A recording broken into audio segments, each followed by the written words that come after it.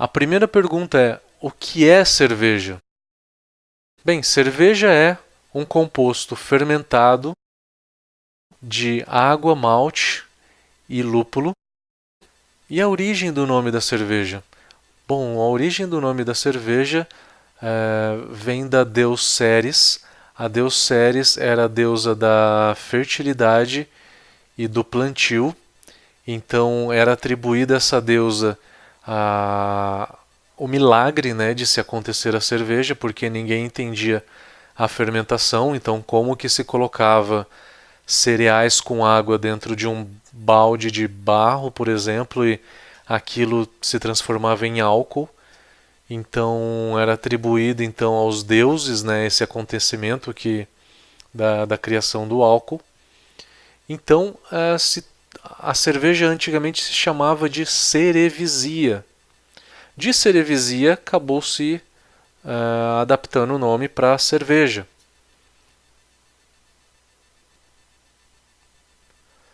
E aonde surgiu a cerveja? Bom, o relato mais antigo que a gente tem hoje vem da região da Suméria. Suméria são os povos, um dos povos que residia perto dos rios Tigre e Eufrates, na antiga Mesopotâmia. Então, falando um pouquinho da origem da cerveja, então remontando um pouco da história. O ser humano se agrupou em sociedades há 9.000 anos atrás, isto é, 7.000 antes de Cristo. Então essa é a data do surgimento da primeira sociedade, que também é na região da Mesopotâmia. Depois de assentado, depois de deixar de ser nômade, que o ser humano consegue então plantar e colher a cevada e o trigo para fazer pão e para fazer a cerveja também. E o relato mais antigo de produção de cerveja vem da região da Suméria, no ano de 5.000 a.C., isto é, 7.000 anos atrás. Uma data muito próxima também ao surgimento do vinho.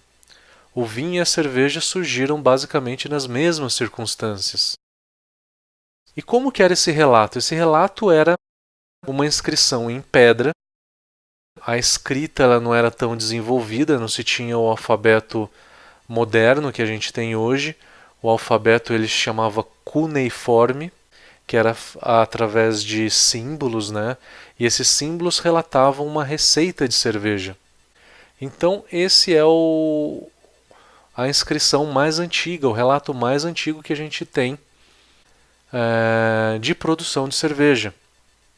Vocês podem ver essa figura na região da Mesopotâmia, 4.000 a.C., em que a cerveja ela era tomada por canudinhos. Então as pessoas utilizavam a cerveja para confraternização. Então era uma bebida muito sociável, né? Uma bebida que acabou sendo muito difundida por conta disso. Uma curiosidade que eu gosto muito de falar sobre o Código de Hammurabi na Babilônia, que dava pena de morte para quem diluísse a cerveja. Então, desde aquela época se tinha uma enorme preocupação com o nosso querido líquido sagrado. Depois da Mesopotâmia, ela foi transportada para o Egito, então a cerveja chegou no Egito e tomou uma importância ainda maior. Se teve a produção em escala, foi no Egito em que surgiram diversos estilos de cerveja antigos. Tinha-se em torno de 30 a 40 estilos diferentes de cerveja. A cerveja era produzida pela mulher, porque a sociedade no Egito era uma sociedade matriarcal, e ela era produzida através de lascas de pão. Então se fazia o pão, como vocês podem ver na foto, colocava esse pão em água e deixava esse pão no relento por 3 semanas para fermentar. E depois se filtrava para tirar esse pão, para tirar a cerveja e retirar o pão para deixar a cerveja mais limpa. A cerveja tinha um aspecto religioso, então ela era a bebida sagrada das confraternizações religiosas. A cerveja também era uma forma de pagamento, era uma moeda de pagamento dos trabalhadores das pirâmides do Egito. Então, cada trabalhador das pirâmides do Egito recebia por dia, como uma forma de pagamento, 4 litros de cerveja.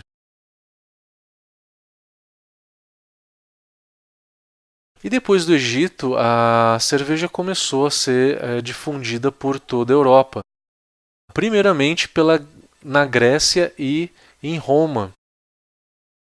Os egípcios acabaram difundindo esses dois locais, mas os celtas, que eram os grandes viajantes da Europa, eles viajavam por toda a Europa e eles acabavam transmitindo a sua cultura, os seus costumes para os habitantes locais. Então os celtas foram os responsáveis por difundir o hábito de se fazer cerveja em casa na época, né? Os europeus, eles faziam cerveja em casa como uma forma de alimento no começo. A produção então europeia, ela era muito caseira, então se tinha uma função de alimento, então se tomava no café da manhã. E os grandes produtores na Idade Média foram os celtas e os germânicos. Mas os germânicos eles acabaram dominando muito a técnica de produção, foram os pioneiros a usar o lúpulo, como a gente tem na cerveja hoje em dia, porque antigamente se usava outras especiarias, não se usava o lúpulo como um tempero na cerveja. Era muito outras especiarias, porque no Egito, na Mesopotâmia, por exemplo, não tinha lúpulo. Então, como é que era a cerveja do Egito e da Mesopotâmia? Era uma cerveja com outras especiarias, porque o lúpulo ele é nativo da região norte da Europa, da Alemanha, da República Tcheca. Então são regiões mais frias, porque o lúpulo não consegue se reproduzir muito bem numa região mais quente como era o Egito e a Mesopotâmia. E a cerveja ela tinha uma função de combater os mais diversos tipos de doenças que tinham na Idade Média. A peste bubônica, por exemplo, que dizimou 1/3 da Europa. Também nas viagens que os europeus faziam para as Índias e para as Américas, o europeu ele não era adaptado aos micro-organismos das regiões em que ele viajava, então ele acabava adoecendo muito mais fácil, ele acabava morrendo. E eles perceberam que se eles tomassem mais cerveja, aquela bebida sagrada, abençoada pelos deuses, né, iria protegê-los de algumas doenças que poderiam existir. Eles não sabiam que, por a cerveja ser fervida, ela era uma bebida estéril. Então os micro-organismos acabavam não matando o ser humano. Porque a gente está falando aí de uma época muito anterior ao advindo no microscópio, muito anterior à criação da lei dos germes, que estuda os micro-organismos e as contaminações.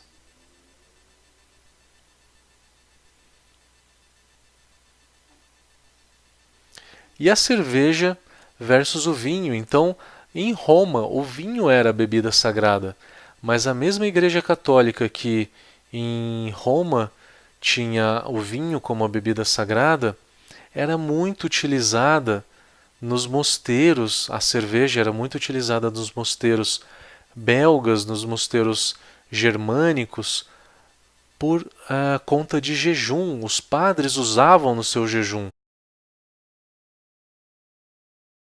A tão famosa lei da pureza alemã, Reinheitsgebot. Qual que é a origem da lei da pureza? Ela surgiu ali num ducado na Baviera no ano de 1516. Uma das atribuições da lei era definir o preço máximo da cerveja. Pfennig era a moeda da época. E Mess, como vocês podem ver, esse B, eles são dois S's no alfabeto alemão. Mess quer dizer uma garrafa, uma caneca de 1 litro de chopp. É a mesma caneca tradicional servida na festa da Oktoberfest. Então, 1 litro de chopp custaria no máximo 1 ou 2 Pfennig. E também se atribuía uma multa de 100 Pfennig por diluir a cerveja também. Além disso, falava que cerveja era feita de cevada, lúpulo e água.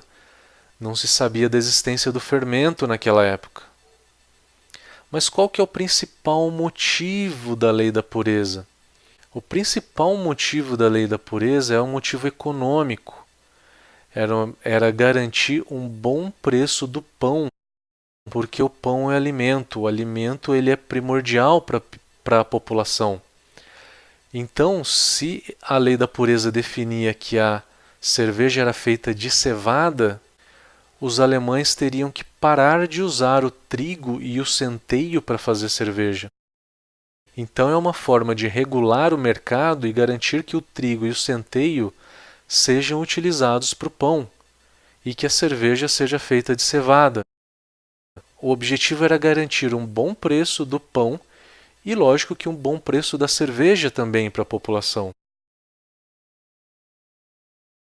Depois, o fermento foi permitido, foi descoberto e então permitido, através de adendos na lei da pureza, foi incluído o fermento. Em 1906, a lei da pureza passa a valer para toda a Alemanha como forma de lei. Mas poucas pessoas sabem que em 1987 essa lei caiu com a entrada da Alemanha na Comunidade Europeia. A Polônia reivindicou a lei da pureza e a Alemanha perdeu por ser o único país que efetivamente tinha a lei da pureza. Os outros países da Comunidade Europeia não faziam cerveja de acordo com a lei da pureza, então essa lei caiu. E em 1993, a lei da pureza foi refeita.